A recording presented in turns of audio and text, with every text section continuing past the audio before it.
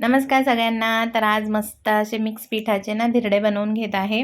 इथे ना शेंगदाण्याची चटणी केली होती. आम्ही दोघंच होतो नाश्त्याला. मुली शाळेत गेल्या होत्या तर म्हटलं दोघांपुरता तेवढी होऊन जाईल चटणी.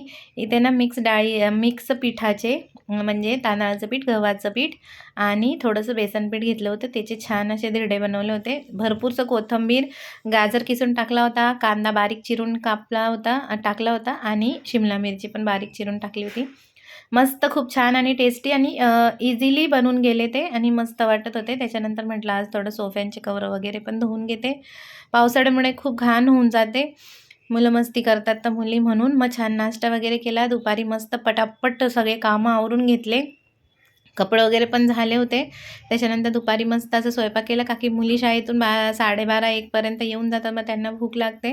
मग इथे मस्त वरण, भात, फ्लावर बटाट्याची भाजी अशी बनवली होती. नंतर जेवण वगैरे करून थोडा आराम केला. संध्याकाळी मग डायरेक्ट मुलींना सोडायला चालली होती.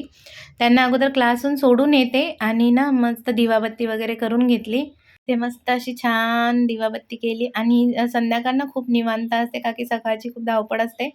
संध्याकाळी मी आणि माझी मोठी मुलगीच असते घरामध्ये. आम्ही दोघेच का की मिस्टर पण जॉबला असतात. सगळे 9:30च्या नंतरच येतात. इथे मग मिस्टरांनी ना दुपारी मेथी आणि कोथिंबीर आणलं होतं. ते पण छान असं खुडून घेतलं आणि म्हटलं आज ना संध्याकाळी ना मेथीची भाजी करूया. तर इथे मस्त सुक्की मेथीची भाजी केली होती आणि चपात्या केल्या होत्या.